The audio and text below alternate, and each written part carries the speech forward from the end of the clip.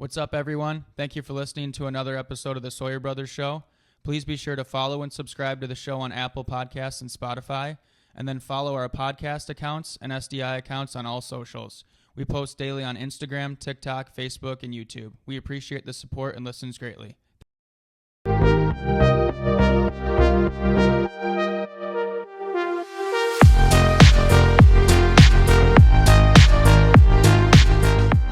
Hockey is back. We are so excited that hockey is finally here. We know a lot of people are.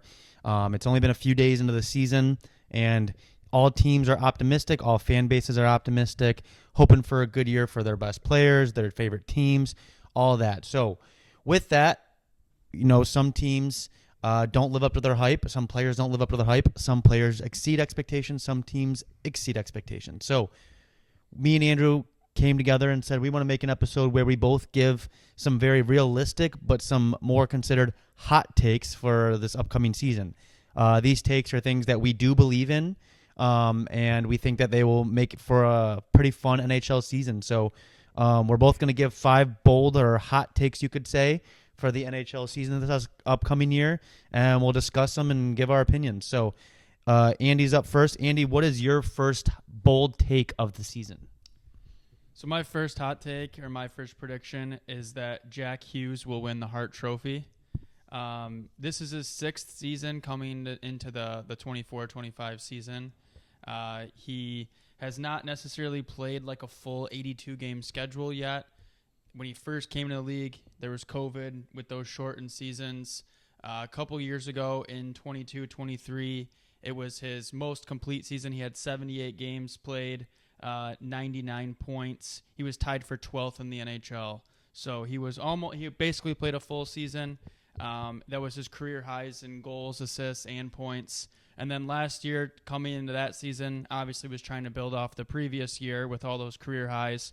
Got injured 2 different times, missed 20 games, played a total of 62 games, dealt with injuries all throughout the year, had 74 points. So even when he was playing, he was over a point a game on average. But I think if he can stay healthy, duplicate more similar to what he did 2 seasons ago, build off that. Now he's not just the young guy on the team anymore. He's still one of the younger guys on the team, one of the younger guys in the league. He's not old by any means, but he's got 5 years under his belt. He's played it. He's experienced the highs, the lows. He's experienced his freshman year, his sophomore year, as you can call it, and now he's one of the probably veterans of his team and ready to take that next step. So my first thought is, or my first prediction is that he will win the Hart Trophy. The thing with these awards, for individual awards, I think a lot of them really have to do with the team that's surrounding them. And for a team that has like the highest expectations going into this year is the New Jersey Devils, I think this will definitely help Jack's case into winning a Hart. New Jersey has the second best odds to win the Cup right now after 2 seasons ago, taking that next step and beating the Rangers, their longtime rival, in the first round, and then last year missing the playoffs. They got a new coach, they got a new goalie, they got a good team surrounding them. Jack Hughes is one of the best players every year right now, like you mentioned. So I don't see why he can't take that next step and, show him, like, this is my time. Like, for a guy that is competitive, you see the clips of him on the bench where he gets upset and, shows that passion of wanting to win. When you have a guy that's competitive like that, I mean, you think about guys that are like McDavid and McKinnon, those kind of guys that win the Hart, or Matthews, who are somewhat competitive. Then yeah. We want to believe that he is. There, maybe. But we hope he is. But Jack Hughes, who has that competitive drive, that's what's going to, I think, help push his team to the next level and push him to the next level of winning the Hart. So, and he's been one of the top players for his birth year and for his whole career. Like, he played NTDP, he was one of the best players, and then he obviously was drafted right in the NHL. But when he's went in the international stages everywhere, even as a kid when he was playing growing up, if you read anything, he was always one of the best players. So I would not be surprised if he takes that next big step and goes towards the Hart this year. All right, Griff, you're up next. So to stay on the topic of awards, so my bold prediction is that someone who did not receive a single vote for the Vezina Trophy last season will win the Vezina Trophy this season. So the Vezina Trophy is awarded to the best goalie for that NHL season. There were 9 goalies last year who received at least one vote. I believe that someone is going to have maybe a breakout season or a bounce back season and will end up winning the Vezina. So the goalies who received a vote last year, there are 9 of them, and who I do not think will win this year are Connor Hellebuck, Thatcher Demko, Sergei Bobrovsky, Igor Shesterkin, UC Saros, Olmark, Jeremy Swayman, Charlie Lindgren, and Ilya Sorokin. So I'll give you some names of the goalies who I think will win the Vezina who were not given a vote last year. And after I tell you these names, I will take it even a step further and say that I could see all 3 of the finalists for the Vezina be guys that were not given a vote this next year. So the guys that I see potential in to make the top 3 of the finalists who didn't receive a vote last year and to win the Vezina are guys like Jake Ottinger, Jacob Markstrom, Andrei Vasilevsky, Alexander Gorgiev, Jordan Binnington, Ukko-Pekka Luukkonen, and Sam Montembeault. Those guys right there, they all did not receive a vote last year for the Vezina. I see 3 of those guys becoming the 3 finalists for this year's Vezina Trophy. I'm impressed with your pronunciation and all these names. It's I don't know how many guys on that list were Canadian and American. Like, yeah, you listed how many guys? 15 guys right there. Just about, yeah. And there's what, 3 or 4 of them that were American or Canadian. So scary if you think about how good the European goalies are compared to North America. That's been a trend the last few years that people have been talking about. But yeah, I mean, if someone that's not on that list, who wasn't on the list of receiving a vote last year, wins it, that'll be a surprise because there's 9 guys that had votes, like you said. But if all 3 finalists are guys, that would be a very interesting story. It would just really show the turnover in how you can go from a stud one year to the next having a down year. But at the same time, it shows how much talent there is in the league if there's guys that can win it this year or be one of the finalists when they weren't even in the mix last year. Right. I mean, and like looking at like Charlie Lindgren, the goalie for the Capitals, he only had 1 vote. Sorokin, I think, only had 1 vote. But I wouldn't even put them into the finalists this year. Not saying they're not going to do good, but there's just so many. Goalie is such a weird position, it always has been, but more than ever, because goalies' amount of games they play have gone down more and more. So I think that these goalies that I listed, like Ottinger, Markstrom, Vasilevsky, those could be your top 3 for the Vezina this year. And not one of them got a vote last year. So, yeah, I think I'm pretty confident in saying that someone who didn't receive a single vote last year will win the Vezina this year. Interesting. So, Andy, what is your second bold prediction for this season? So next, I'll go to Austin Matthews. He obviously had a huge season last year. He had 69 goals, came down to the last few games trying to get 70. I think he played the last 2 or 3 games without getting the 70th. And he was right there, but he had 69 goals, just an incredible year. And my prediction or my hot take for this year is that he won't score 60 goals, but he will win the Selke. So my thought behind that is that he was one of the finalists for the Selke Award. The Selke Award is for the best defensive forwards in the NHL. So it's a huge acknowledgement that he was both things last year. He was the Rocket. He won the Rocket. He had 69 goals, and then he also was a finalist for being one of the best defensive forwards in the league. A lot of times people say, oh, Matthews just scores goals. He just cheats. He just cherry picks. He stays out in the neutral zone and waits for pucks. It's like that's not the case. He was a Selke finalist last year. So I think he'll score less goals this year.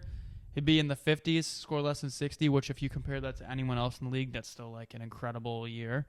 That I'm saying he'll score less than 60, and that's like a downside about him. Right. But because other guys, I mean, if you score 50 in the NHL, it's like a huge deal.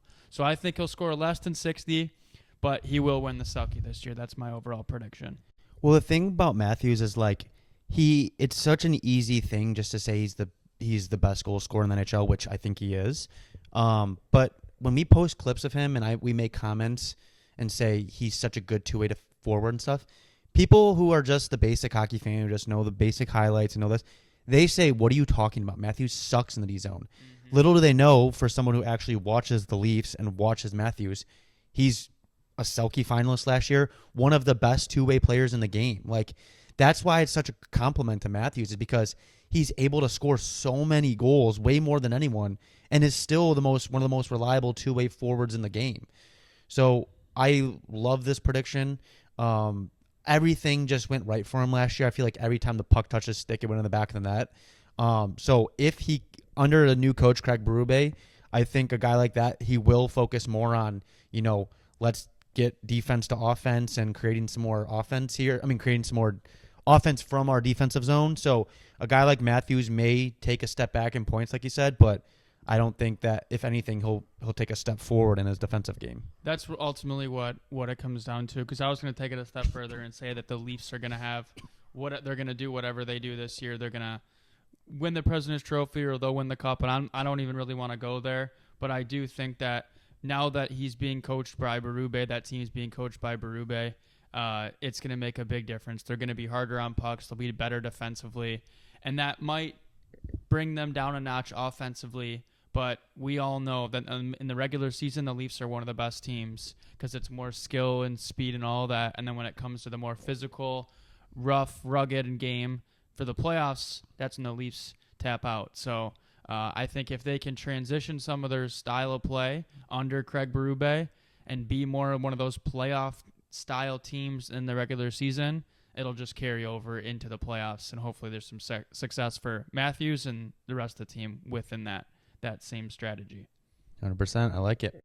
So my next hot take for this upcoming season is that this will be Sidney Crosby's last full season in Pittsburgh. Mm-hmm. So I think you got to enjoy it while it lasts, Pittsburgh fans, because I think 87's time of loyalty to only you guys is going to be coming to an end. Me and Andrew, we have nothing but respect and appreciation towards Sid, Malkin, the entire organization, what they've done, what they've built. But I think it's going to get pretty ugly there pretty quick. It has been a slow decline with them starting to miss the playoffs, but I think it may get worse and worse fast. Crosby did recently sign an extension with Pittsburgh with his normal AAV of $8.787 million for the next two seasons after this one. But I think with how much of a competitive freak he is, I think he has earned the right to head somewhere else and try and maybe make a run, because I don't think Pittsburgh's going to be making a run in the next 3 years where he's going to be there. So Pittsburgh won't really be sniffing it to win a cup for a good amount of time, I think.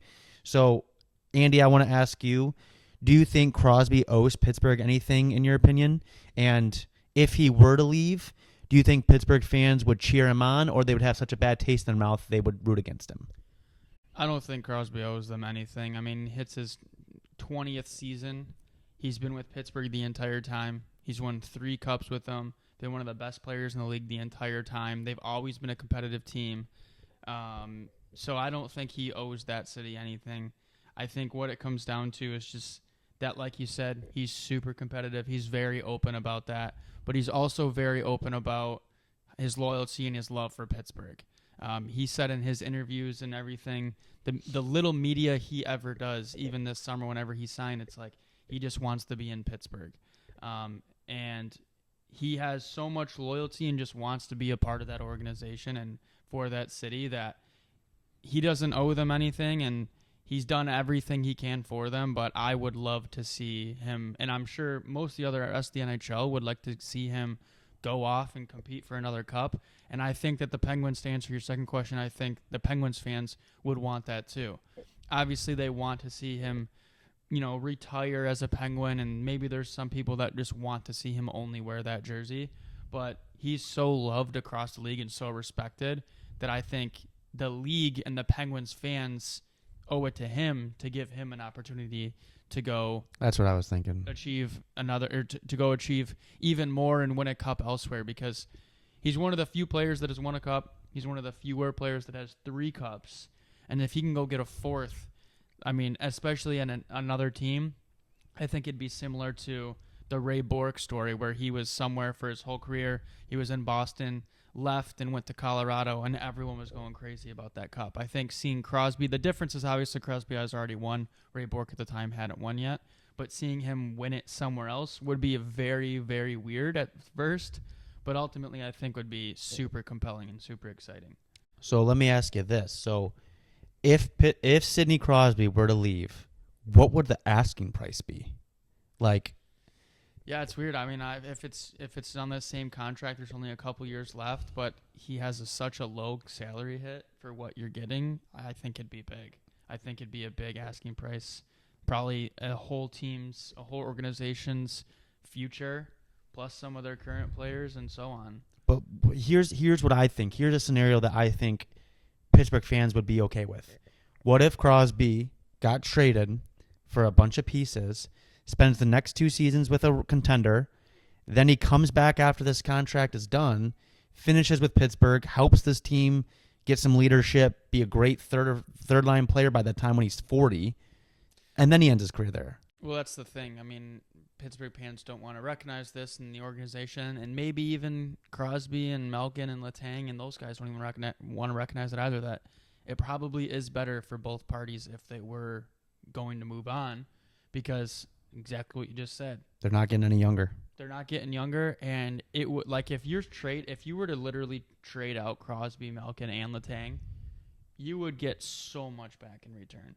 Where a few years from right now, if Crosby just retires a Penguin, you didn't get anything you didn't get any players or prospects for him. Same thing with Malkin and Letang. So it'd be very difficult for that organization and for those players to leave.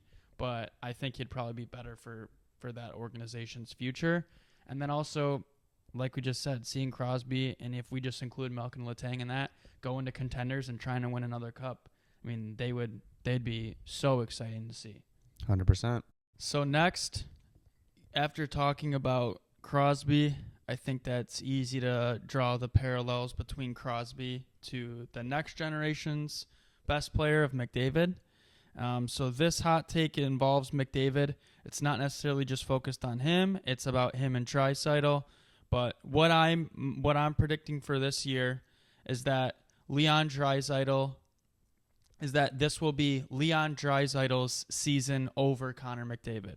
So all I mean by that is McDavid is obviously the best player in the world in most people's eyes, including mine. And Leon Draisaitl is probably top 3, top 5 in most people's opinion, maybe top 10 in some.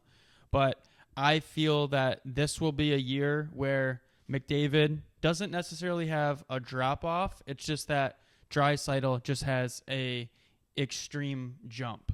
So some crazy stats for both of them. This is the 10th season for both of those players. They came into the league both in 15-16 as rookies. McDavid has led the NHL in points 5 of those 9 seasons that he's played in the NHL. One of those seasons that he didn't lead it, he was injured. So in the 8 complete seasons he's played, he's led the NHL in points 5 times.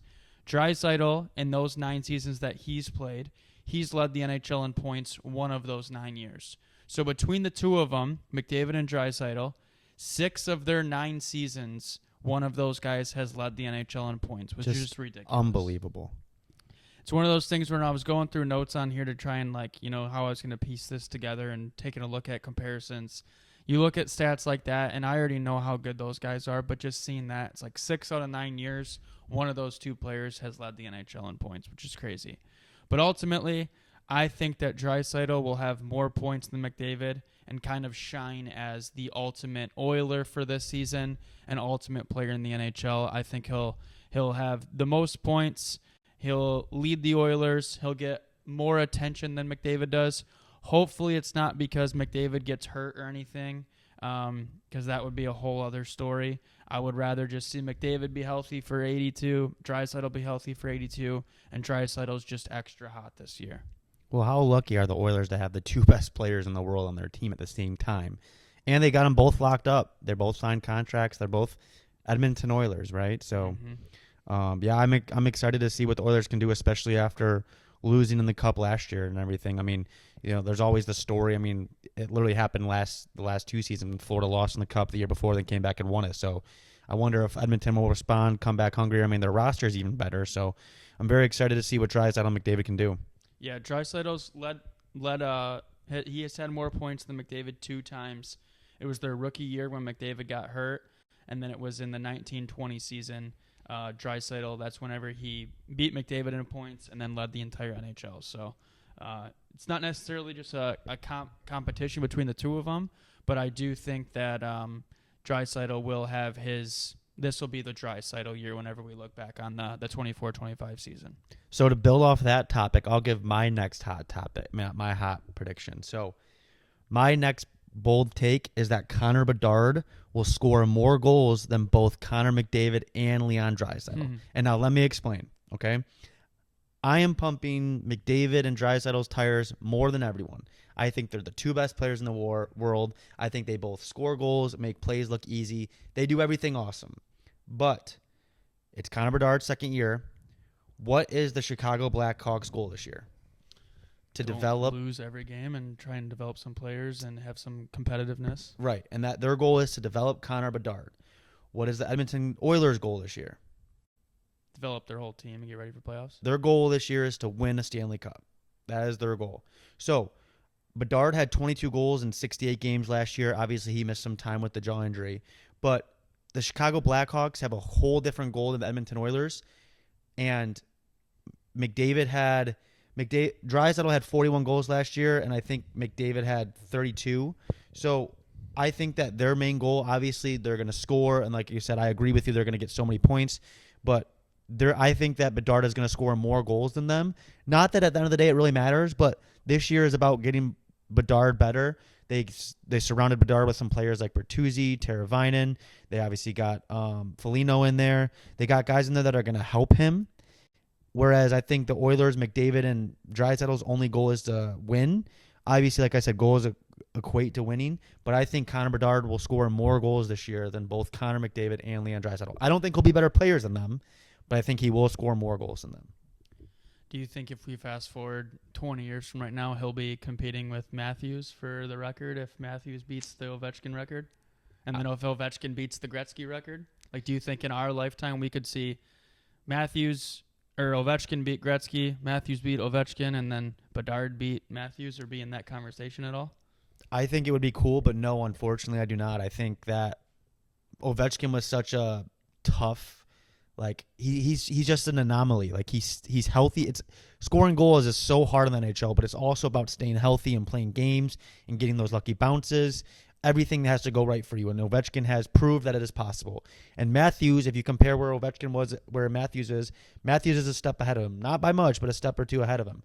So I would love to see Bedard chase Matthews and Ovechkin and Gretzky, but overall, I think there'll come a time where I don't think that I can see Bedard getting 60 goals in a season or something. I hope so. I mean, I guess we don't know, but no, I just don't.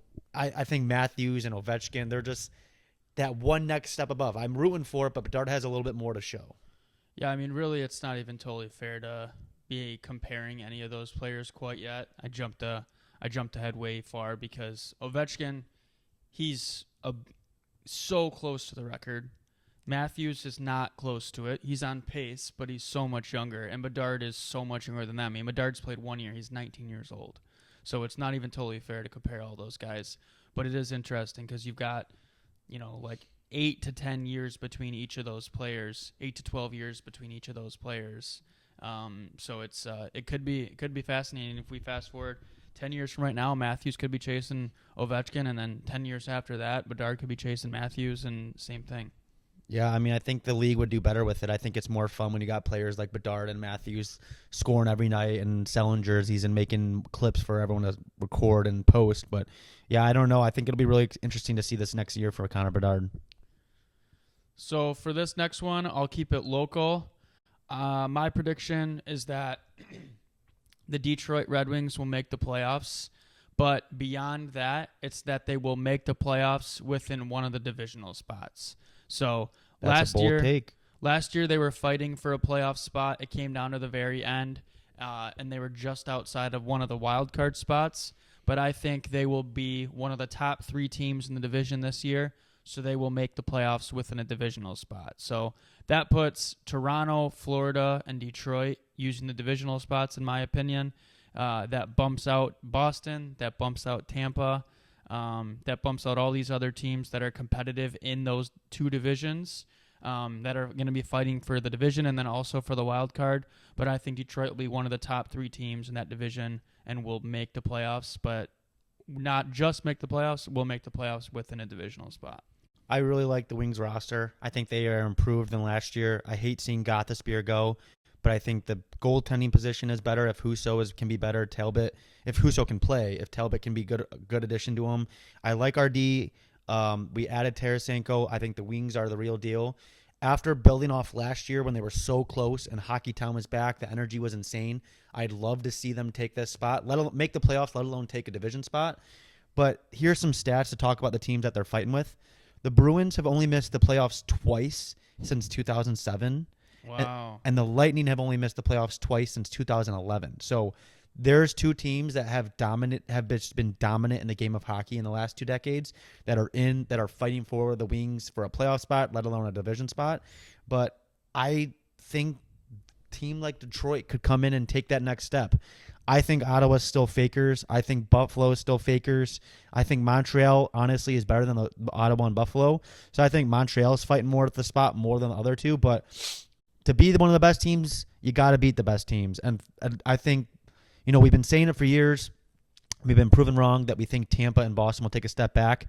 But I think that they will. And I think Detroit, I agree with you 100%. Before we even recorded this, we talked about our bold takes.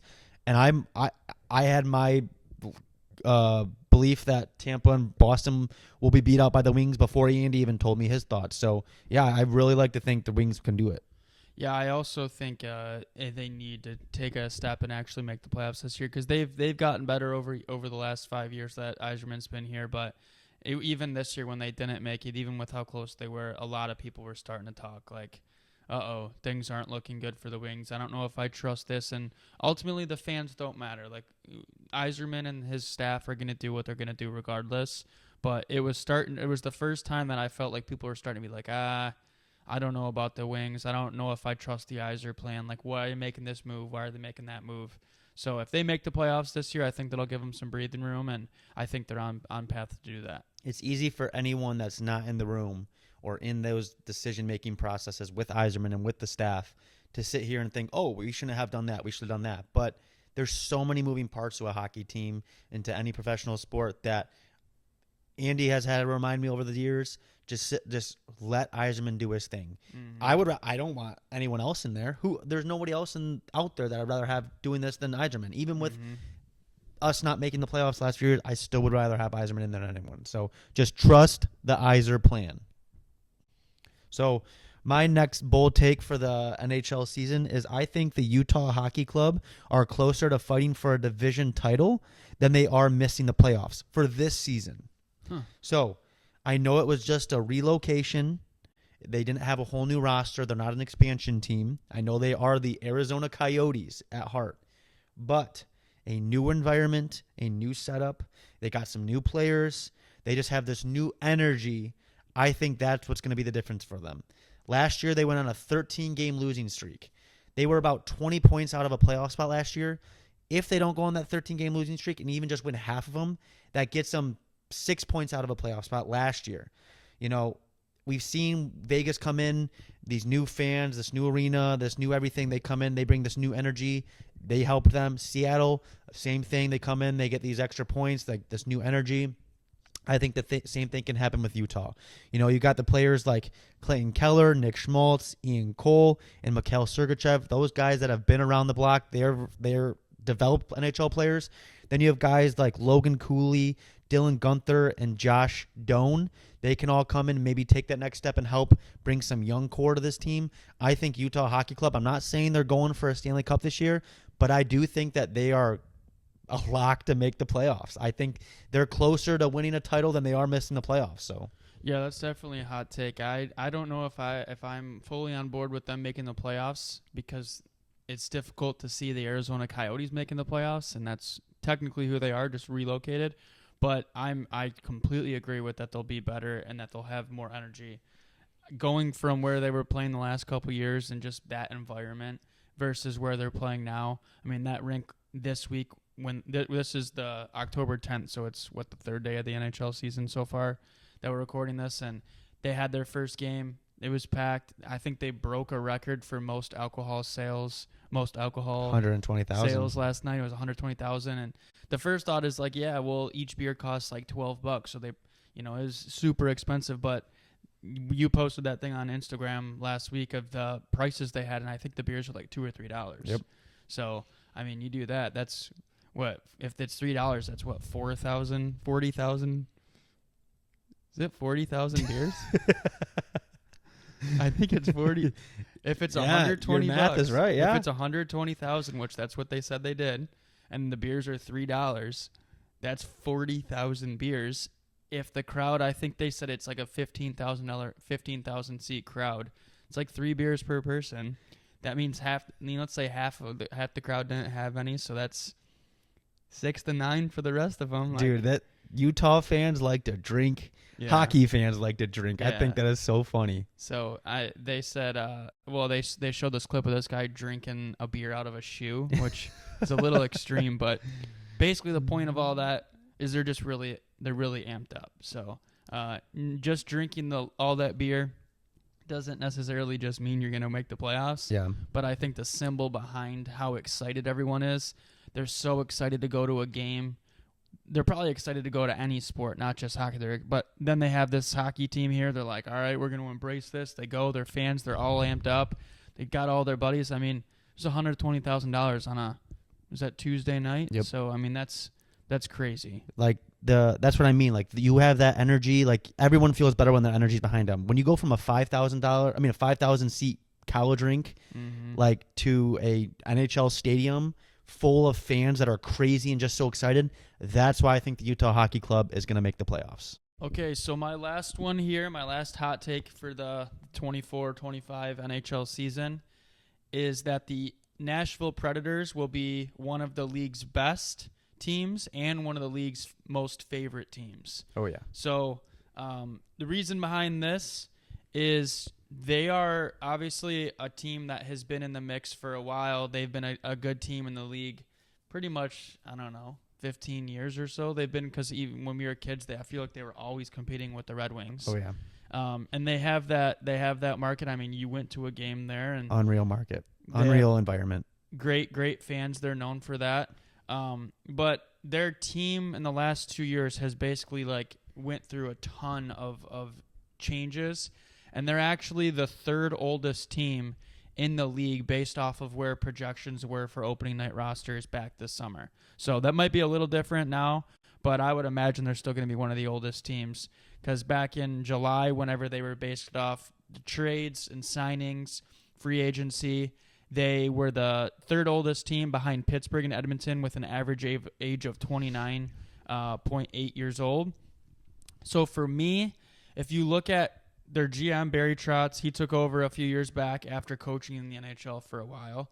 He's obviously super motivated to win another cup, this time as a GM, because he won the cup back in 2018 with Washington. He's basically took a team that was there, took a roster where they didn't really have an identity. They were kind of going through a span of time where they weren't really ever talked about. And he signed some of the biggest names of this summer. Currently, some of those older guys that I'm referring to are between 30 and 35 years old. You've got Nyquist, their captain Roman Josi, Luke Schenn, and then signing this year Steven Stamkos and Marchessault. Both are former Cup winners, obviously. And then you have Ryan O'Reilly, who was already there. You have Philip Forsberg and Brady Shea, who also was signed this summer as well, right? Mm-hmm. From Carolina. So, I mean, if you look at that, that's 1, 2, 3, 4, 5, 6, 8 guys. You've got 5 forwards there in 3D. Like, if you're a young guy coming into the league and you're on that team, those guys are going to keep everyone in line. And you've got many leaders, so much leadership. That's what I was going to say. You've got captains across multiple different organizations in the past. You've got Cup champs. I mean, Nyquist, he might have been on the Red Wings team in 2008. He would have been really young. So I don't know if he was on that team, but either way, he came up through that organization, learning from all those legendary Wings. You've got Josi, who has never won a cup, but he's the captain of Nashville. Luke Schenn has been all around the NHL. He won 2 cups with Tampa. won cups with Tampa. Stamkos, former captain of Tampa, won 2 cups actually. Marchessault, I don't think he was the captain. I think he was an assistant captain. I think he was an assistant captain, won a cup. Ryan O'Reilly, he's been a leader everywhere he's been. He was an assistant I think, when St. Louis won. So he's a cup winner. And then Forsberg's been there for his whole career. Underappreciated player. Yep. And then Brady Shea hasn't won a cup, but he's been one of those guys on that Carolina defense that has been so good. So if you look at all that on top of the other players and their goalie and all these different things they have, I just look at that team, and you've got a lot of players in that team that are just going to be so amped up and motivated to win, because guys like Stamkos and Marchessault, it's not quite like they wanted to re-sign where they were. Mm-hmm. And they were basically not offered.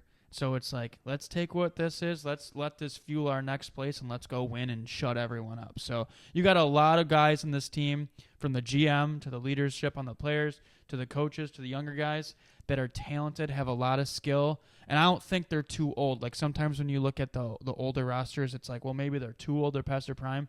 I don't think that's the case, because all these guys are between 30 and 34.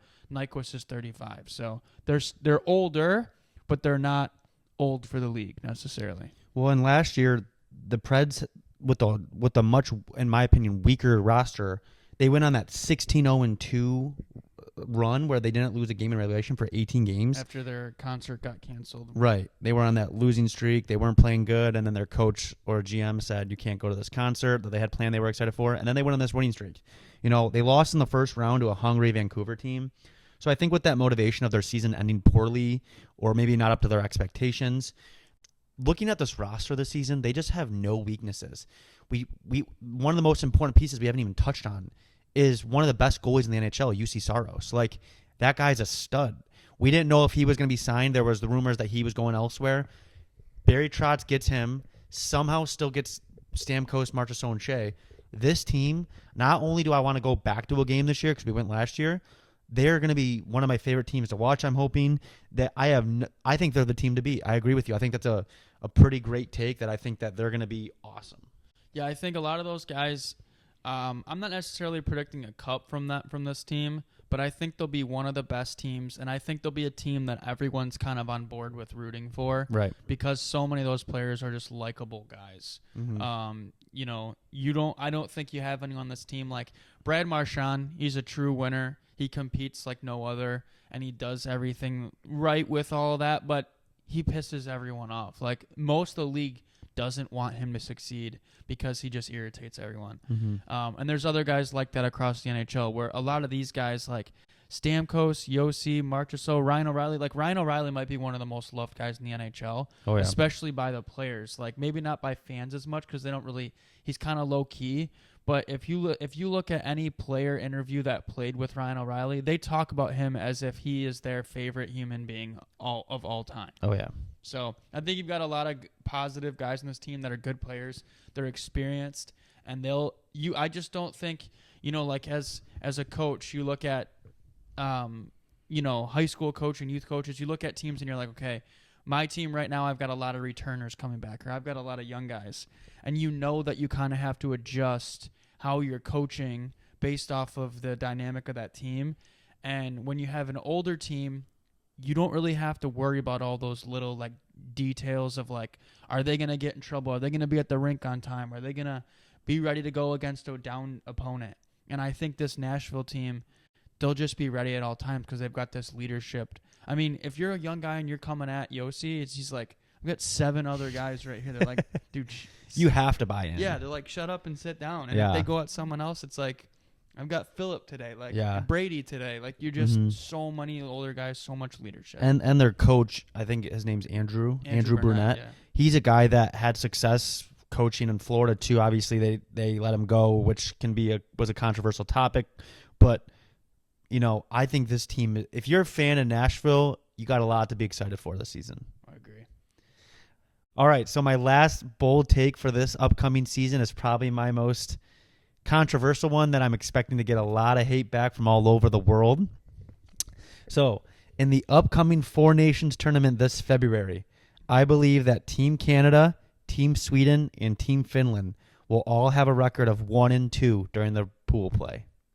So I think that I'm not saying any of these teams are bad. If anything, this is a compliment to how good these 4 teams are. But I think that every team will go 1-2. I think USA in the round robin play, in the pool play, will beat each team, so they'll all be 0-1. And I think each of those 3 teams of Finland, Sweden, and Canada will all beat each other once and lose each other once.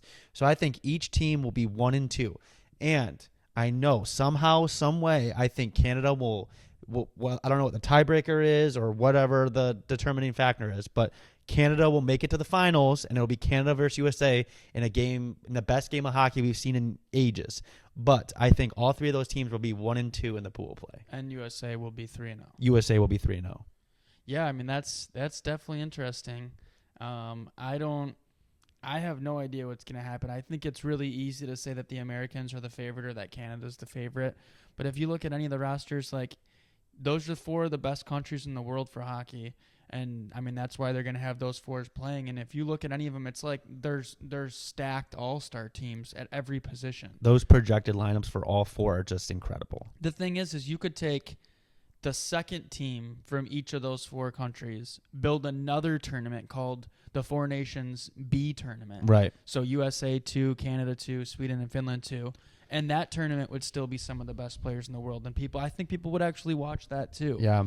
So, especially the Canadian and American teams. I mean, the fact that you can just build the rosters, it's kind of like going into like make a team on Chell, the video game. And it's like, there's so many options on what you're going to do because there's so many good players. I think it's going to be so fun that I don't know if the games are in February, and I've already requested the days off of work so I can watch all of the USA games and try and watch all the other ones. But this is going to be the most exciting thing we've seen in hockey other than the Stanley Cup playoffs, literally since I can remember. Yeah, it's going to be awesome. I think the only thing that'll really compare to it is the Olympics after that. But yeah. The 4 Nations will be the first. It'll be like the appetizer, and then the Olympics will be the dinner the next year. And I think both events are going to be like so memorable, and I hope nothing changes with any of this where it gets canceled because there's so much hype around it now. Yeah. I mean, seeing like McDavid come out with a Canadian jersey or McKinnon with a Canadian jersey and Matthews with an American and the Hughes and all these guys, like, it's just going to be... I get chills. Yeah, I just got crazy. chills. It's like, crazy. Like, this tournament is going to be just... And if you're one of those best players in the NHL, like Pasta or someone who's not from one of the 4 teams, you got to be just sitting there just so mad. Yeah, and it's in 2 huge cities. You've got the games, half are in Boston, half are in Montreal. So it'll be super, super exciting, and I agree. I can't wait for that to see all that. So it'll be... I know it's not part of the NHL season, but it'll be so amazing. But overall, I mean, if you're a hockey fan, I say this all the time. We are so lucky to be watching the players we're watching right now. There's always been amazing players throughout the entire NHL ever. But right now, I feel like we got such a fun league right now, and so many things to look forward to. So, I hope you guys enjoy and you can just appreciate how great this game is, how fun the game is, and I hope the game keeps growing because the more people that watch hockey, I feel like the more people enjoy it.